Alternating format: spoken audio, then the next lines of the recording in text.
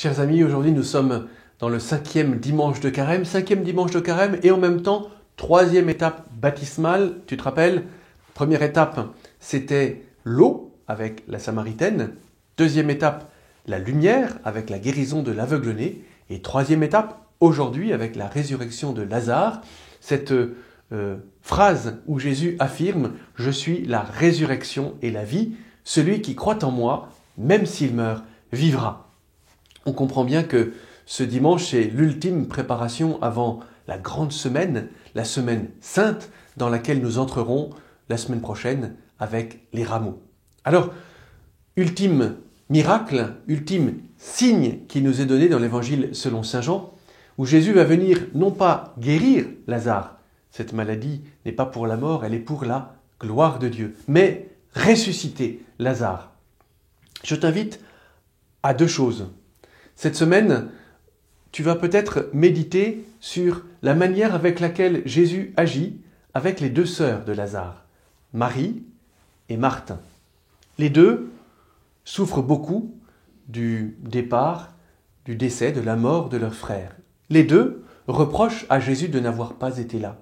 Et Jésus va, avec beaucoup de délicatesse, s'occuper de ces deux sœurs avec une attitude un peu différente, comme pour te dire « Dieu agit avec chacun d'entre nous d'une manière unique. » Tu peux penser à cet amour particulier de Dieu pour toi qui va s'approcher de toi d'une manière tout à fait unique cette semaine. N'aie pas peur de t'approcher de lui, n'aie pas peur de l'interpeller, même pour les questions les plus difficiles, les plus douloureuses de ta vie qui peut-être s'expriment par un cri, par une incompréhension, voire même par une colère.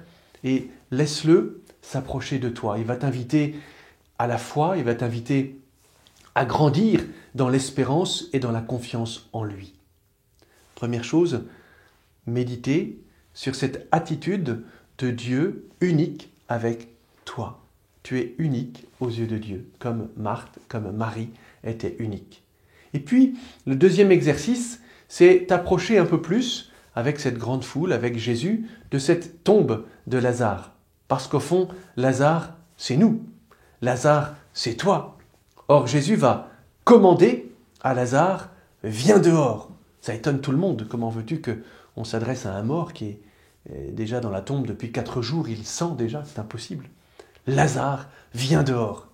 Jésus nous interpelle aujourd'hui pour nous faire sortir de nos tombeaux.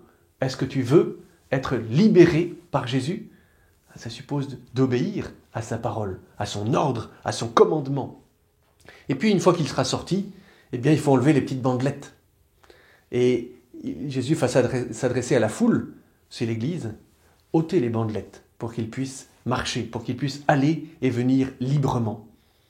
Quand Jésus s'approche de nous, c'est pour nous aider à nous faire sortir de nos tombeaux, et il s'approche de nous avec l'Église, nos frères et sœurs qui sont chargés de nous enlever les petites bandelettes. Alors il y a le service, bien sûr, de la libération, du pardon à travers la confession, mais il y a aussi le service de nos frères qui nous apprennent à marcher librement à la suite du Christ.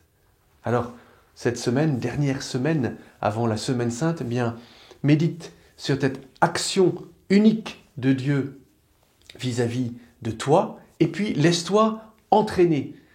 Laisse-toi entraîner à la suite de Jésus pour te faire sortir de ton tombeau, de tout ce qui te garde dans les ténèbres, qui te garde dans l'ombre de la mort, comme on dit dans l'Écriture. Alors tu découvriras la joie de marcher librement à sa suite, libéré de ces bandelettes qui t'enserrent et qui t'empêchent de marcher.